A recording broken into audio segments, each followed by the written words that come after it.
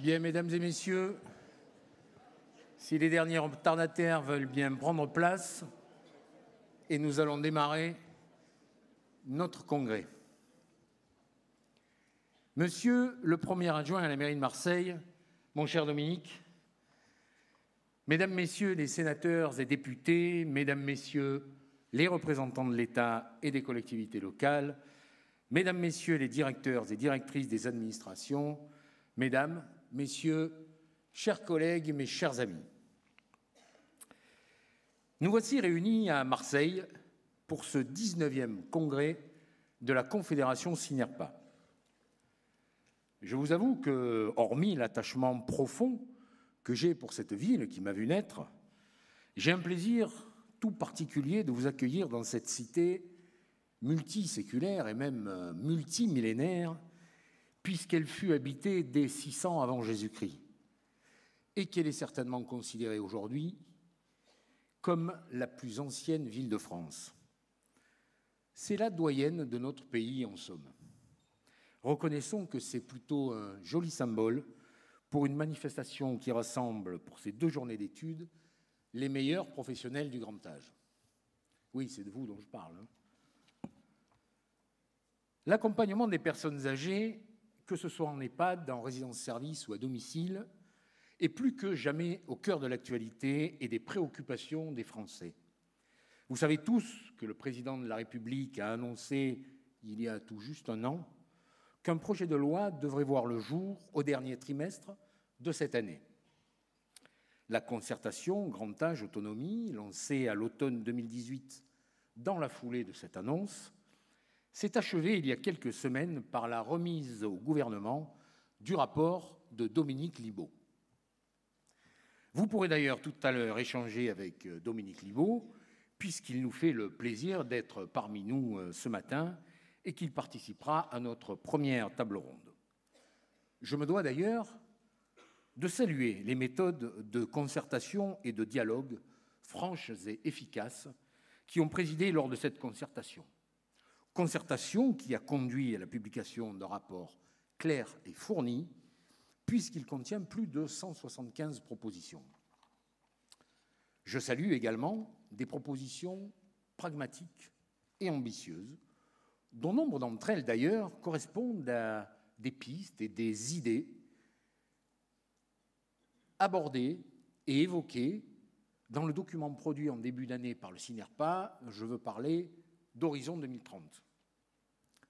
Les 3 grandes orientations de notre document, que ce soit ce que nous avons appelé le Big Bang de l'offre, ou que ce soit l'importance que nous attachons aux emplois et aux métiers dans notre secteur, parce que nous savons bien que sans nos salariés, rien n'est possible, ou enfin que ce soit la nécessité de trouver des financements justes, efficaces et innovants, ces 3 blocs essentiels pour nous sont clairement abordés au fil de ces 175 propositions. Plus que jamais dans ce contexte, le Synerpa a été en première ligne pour prendre part au débat, pour promouvoir le professionnalisme ainsi que la capacité de réflexion et d'innovation dont font preuve ces 2500 adhérents pour améliorer au quotidien l'accompagnement des personnes âgées fragiles. Alors, il va falloir maintenant mettre en musique cette belle partition et coller à la volonté du président de la République de prendre en compte la problématique du vieillissement et de l'accompagnement de nos aînés au sein d'une grande loi. Bien entendu, pour le Synerpa, il reste quand même quelques points de vigilance à garder dans notre ligne de mire, mais vous avez l'habitude. Je pense notamment au mode de gouvernance qui sera retenu après la fusion des sections tarifaires sur indépendance. Département, ARS, département, rien ne semble véritablement encore tranché à ce jour, même philosophiquement. Et ce point, au-delà d'une simple problématique de gouvernance, qui n'est jamais simple en réalité, nous apparaît en outre éminemment politique dans le contexte actuel. Mais je pense aussi à la réforme du financement des SAD, qui nous semble bien timide pour l'instant, quand il nous semblait permis d'espérer un peu plus de vigueur dans l'approche, un petit peu sur le mode de la loi 2002 pour les EHPAD. Et enfin, le nerf de la guerre, celui dont personne ne veut réellement parler, celui dont on dit toujours qu'il ne faut pas qu'il guide les réformes. Je veux parler du financement. Le rapport, au vu des 175 propositions, chiffre les besoins autour de 10 milliards, ce qui pour nous, s'il n'y a pas, apparaît tout à fait juste et réaliste. Mais 10 milliards, alors même que les pistes jusque-là évoquées, 5e risque, CRDS, journée de solidarité, assurance privée, semblent s'envoler les unes après les autres, pour ne retenir potentiellement que le redéploiement de crédits déjà existants, auxquels se rajouteraient les économies qui seront possiblement faites sur la réforme des retraites de cet été. 10 milliards, cela risque d'être quand même sacrément complexe à trouver, même sur du moyen ou long terme.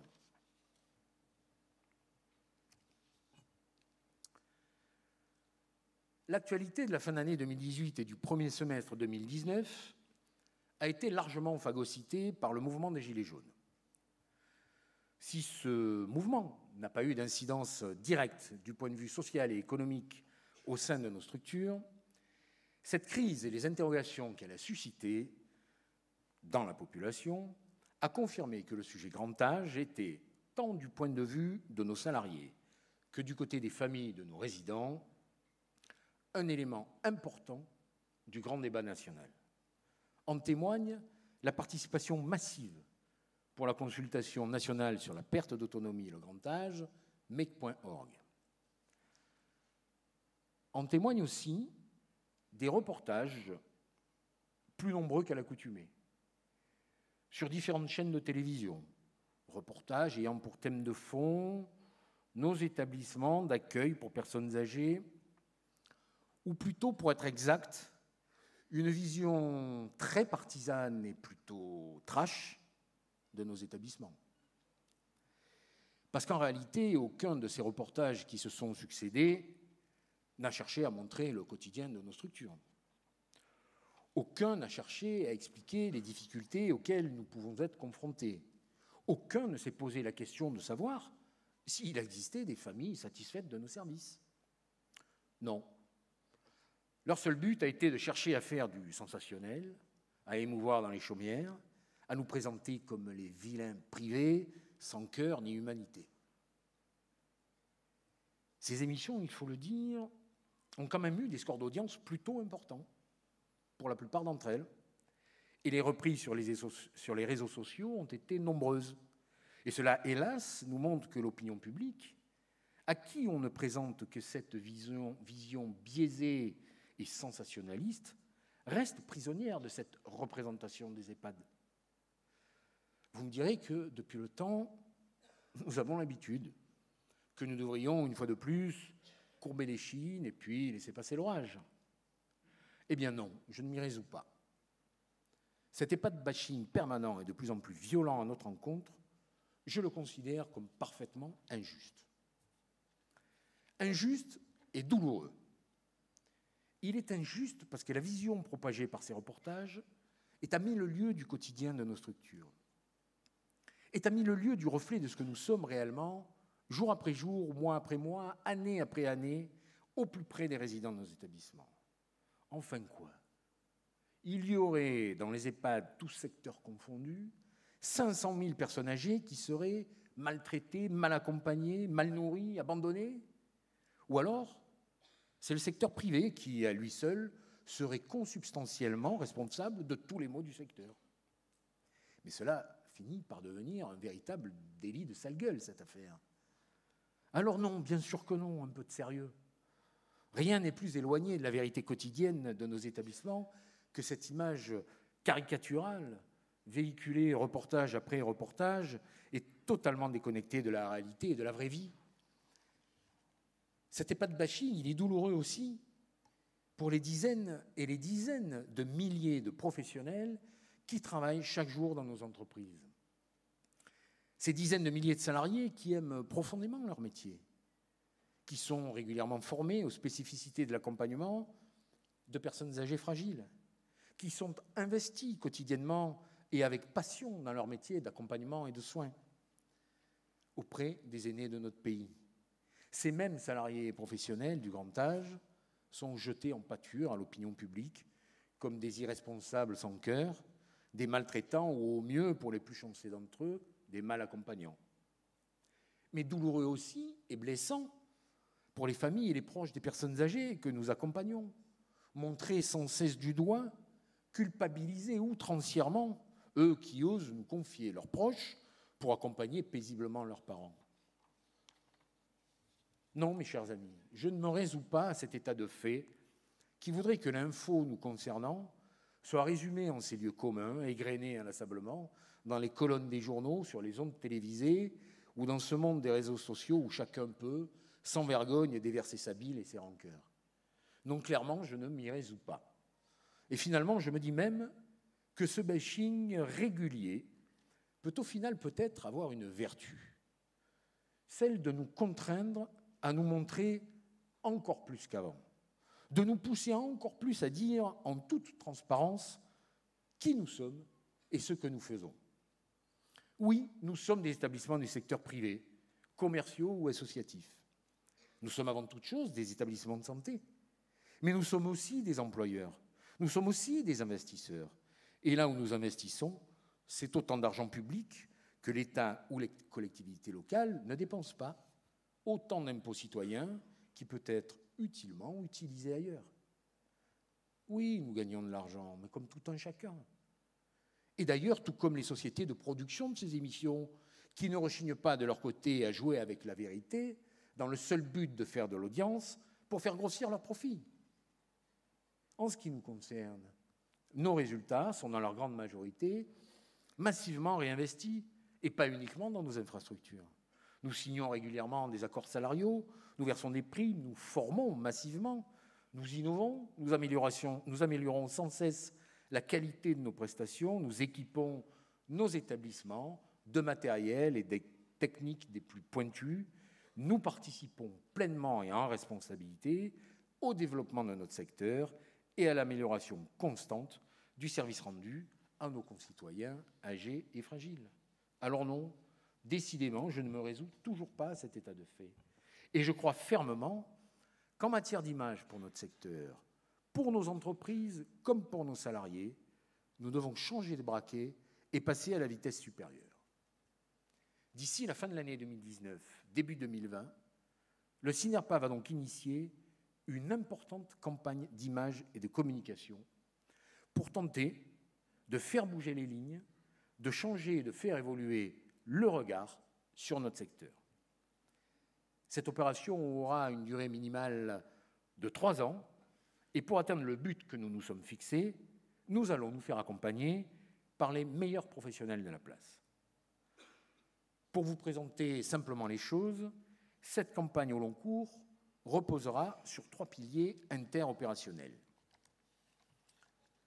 Le premier sera un programme de contenu en direction du grand public, qui consistera en un dispositif de diffusion conçu autour d'une mini-série documentaire pour raconter, sous un angle inédit, des histoires particulières, vraies et physiquement incarnées, où se croisent ceux qui vivent et ceux qui travaillent dans un établissement du grand âge. Cette réalisation sera déclinée pour des programmations télévisées sur de grandes chaînes nationales. Ce canal de diffusion sera donc décliné et abordé comme un levier de stature et d'image. Le deuxième pilier consistera en une plateforme web qui sera le cœur battant du dispositif.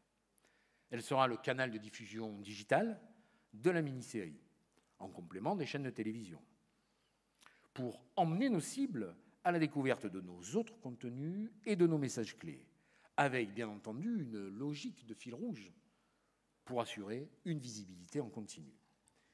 Cette plateforme sera à la fois destinée au grand public, mais s'adressera aussi à tous ceux, journalistes ou institutionnels, en recherche d'un contenu plus rationnel, plus pédagogique.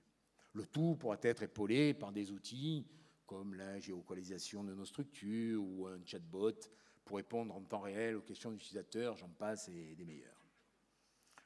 Enfin, pour mesurer tout au long de l'opération l'évolution des perceptions, le troisième pilier sera la mise en place d'un baromètre d'image et la réalisation de post-tests. Pour d'un côté, mesurer et suivre dans le temps l'évolution de l'image et de la stratégie mise en place, et d'un autre côté, appréhender l'efficacité des communications opérées. Alors bien sûr, nous ne changerons jamais le regard de ceux qui refusent de voir. Mais à ceux qui veulent ouvrir un peu les yeux et comprendre, nous montrerons un autre regard, une autre approche, une autre façon de comprendre qu'accompagner ceux qui vieillissent avec des pathologies lourdes et invalidantes, qui vieillissent avec une forte diminution de leur autonomie, cela ne peut se résumer à des bons sentiments et des lieux communs de notre temps. C'est un travail de patience et de longue haleine qu'il faudra vraisemblablement continuer au-delà des 3 années initiales. Mais il faut que nous y allions. Je ne me résous pas à laisser filer année après année ces messages insidieux et dévastateurs pour notre profession, certes, mais surtout et avant tout pour nos concitoyens qui ont le droit d'avoir une information qui ne soit ni tronquée, ni partielle, ni partiale.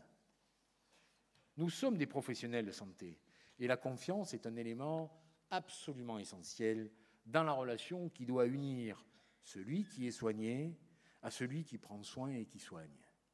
Le CINERPA a donc contracté avec l'agence Havas pour bâtir une stratégie globale et réaliste. Mais cela ne se fera pas sans vous.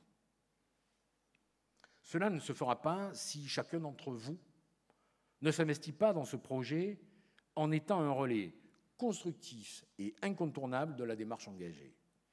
Vous devrez être porteur de nos messages dans vos établissements, lors de vos événements, dans vos quotidiens régionaux, auprès de vos partenaires, dans vos communes, vos départements, vos régions.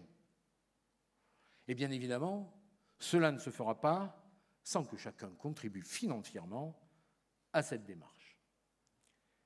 Les 15 principaux grands groupes d'EHPAD et de résidences-services, commerciaux ou associatifs, ont d'ores et déjà pris par écrit l'engagement ferme et chiffré de verser chaque année, en plus de leur cotisation, une contribution totalement volontaire sur une durée de 3 ans. Chacun d'entre vous peut donc, à sa mesure, décider d'y contribuer en se portant volontaire auprès des services du CINERPA. Mais pour finir, en fin d'année, lors de notre Assemblée générale annuelle, je vous proposerai aussi une cotisation exceptionnelle pour tous, assise sur le nombre de lignes et fléchée pour 3 ans. Mais d'ici là, nous aurons le temps de développer et de vous présenter plus en détail notre stratégie et les actions envisagées. Alors je ne dis pas que dès demain, la France nous acclamera, ni que nous ferons autant rêver que le Club Med. Non, bien sûr que non, et ce n'est pas le but. Mais si nous pouvons faire évoluer le regard d'une partie de l'opinion publique vers plus de compréhension, si nous pouvons contribuer à resserrer ce lien de confiance absolument indispensable entre nous, nos clients et leurs familles, si nous pouvons redevenir plus désirables pour les salariés qui veulent tenter le pari d'une des plus belles aventures du XXIe siècle, celle de l'aventure humaine auprès des plus fragiles, alors nous n'aurons pas agi en vain. Et c'est le pari que je vous propose de prendre avec moi pour les 3 ans qui viennent. Il est possible de faire bouger les lignes et de changer les choses. Regardons comment, en une dizaine d'années à peine, nous avons contribué à faire évoluer et grandir notre métier dans le sens d'une amélioration constante de la qualité de nos prestations et comment, dans le même temps, notre organisation professionnelle est devenue un interlocuteur absolument incontournable du secteur. Rien n'est jamais écrit d'avance et rien n'est immuable. Et au fond, en vous disant ceci, dans cette salle et dans cette ville, je vous avoue que je ne peux m'empêcher de repenser à moi, encore adolescent. Allez, une petite séquence flashback. Adolescent donc, à cette époque à Marseille, j'avais les cheveux longs, pas encore blancs. Je me baladais avec un blouson de cuir noir, j'avais pas d'aigle dans le dos, un Walkman Sony vissé sur les oreilles, écoutant Accident Will Happen d'Elvis Costello ou Rudy Canfield des Clash. Les lecteurs de Magic présents dans la salle apprécieront. Et je n'imaginais pas un instant, mais alors pas un instant, qu'un jour je dirigerais un établissement d'accueil pour personnes âgées dépendantes. Non, je rêvais de voyages, de vastes étendues de sable, d'aventures au soleil. Je rêvais de partir sur les traces d'Henri de Montfred ou d'Arthur Rimbaud. Et puis, professionnellement, je rêvais de devenir, ne riez pas, pilote automobile. Et oui, je me voyais en combinaison inifugée et bariolée, un casque vissé sur la tête, faisant défiler l'asphalte du circuit Paul Ricard ou du circuit d'Estoril à grands coups d'accélérateur rageur, mais je ne me voyais sûrement pas assis derrière un grand bureau, cravate au col, arbitrant des décisions d'investissement ou de bouclage budgétaire en fumant clope sur clope. Au fait, ça y est, je ne fume plus depuis 1 an, pour ceux qui ne l'auraient pas remarqué.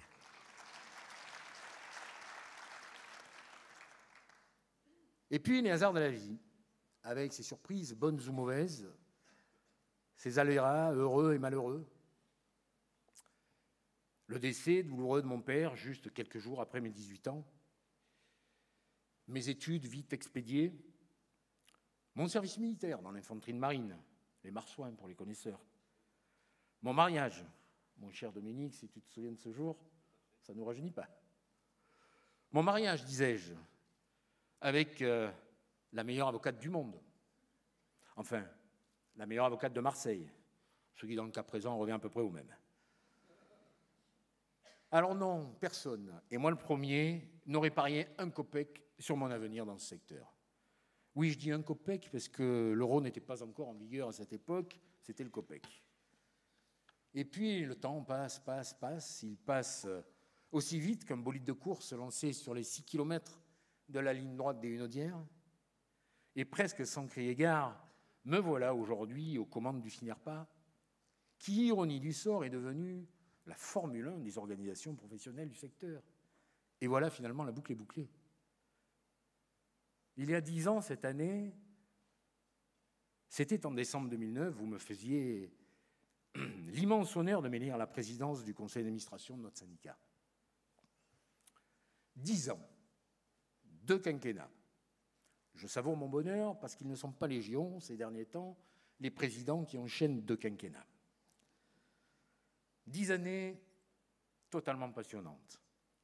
10 années riches de rencontres, de projets, de défis. 10 années à tenter de faire avancer la profession, à tenter de faire évoluer notre organisation professionnelle vers plus de représentativité pour lui donner plus de poids, plus de crédibilité, plus d'écoute auprès des décideurs et des pouvoirs publics, des institutions et des médias. 10 ans avec quelques déceptions parfois, mais surtout, et je le dis sans fausse modestie, avec beaucoup de très belles réussites collectives assorties de grandes joies. Mais à la différence des échecs, les réussites en matière syndicale ne se voient que rarement. Ce sont souvent des combats de l'ombre qui débouchent sur des victoires discrètes et fugaces, mais qui sont le plus souvent essentielles pour la profession et son avenir. Et au fond, c'est dans ces moments-là que le dicton qui dit que l'arbre qu'on abat fait plus de bruit que celui qui pousse prend tout son sens. J'arrive pratiquement au terme de mon propos.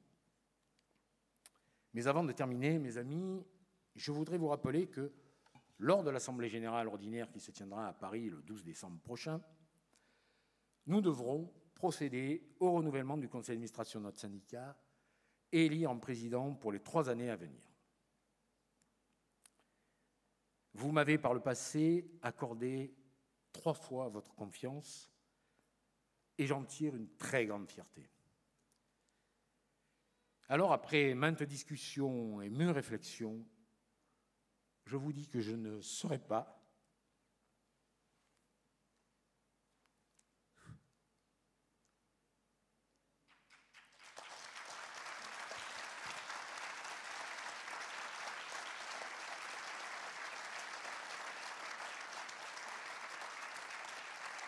je ne serai pas candidat pour un nouveau mandat. Je pense que le temps est venu de passer le relais. 10 ans, c'est pratiquement un quart de vie professionnelle. Comme je m'y étais engagé, ça fait du bien. Comme je m'y étais engagé tout au long de mes mandats, je me suis toujours investi avec force et détermination dans la tâche que vous m'avez confiée, et je me suis toujours efforcé de me montrer digne de la confiance que vous m'aviez accordée. Mais en responsabilité, je sais que pour continuer à être efficace, une organisation, quelle qu'elle soit, doit savoir changer les personnes. Il faut à un moment pouvoir apporter un regard nouveau, une énergie neuve, une dynamique nouvelle, pour pouvoir poser des méthodes et des stratégies parfois différentes, tout en inscrivant le changement dans la continuité. Le CINERPA est riche de femmes et d'hommes de grands talents. Et quel que soit celui ou celle qui me succédera, il ou elle pourra compter sur mon plein et entier soutien pour faire briller longtemps encore notre confédération au firmament du paysage des professions du grand âge. Peut-être ne le savez-vous pas tous, mais c'est dans ce palais des congrès du Parc Chanot et au sein même de cette salle des conférences qu'en 2001 est né le CINERPA.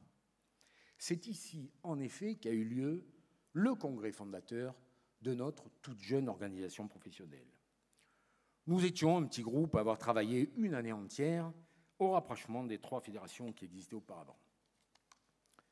Théodore Amaranthinis, Yves Journel, Luc Broussy, le regretté Guy Lamarck, Hervé Hardy, Jean-Jacques Biou, Claude Signy, Jean Bouchard, je ne peux pas citer tout le monde, mais qu'ils sachent tous qu'aujourd'hui, la profession leur doit une fière chandelle d'avoir osé. Et maintenant, avec une vraie pointe d'émotion et en regardant Florence, sans qui le CINERPA ne serait pas ce qu'il est devenu aujourd'hui, je déclare pour la dernière fois ce 19e congrès ouvert et je vous souhaite à toutes et tous d'excellentes journées d'études.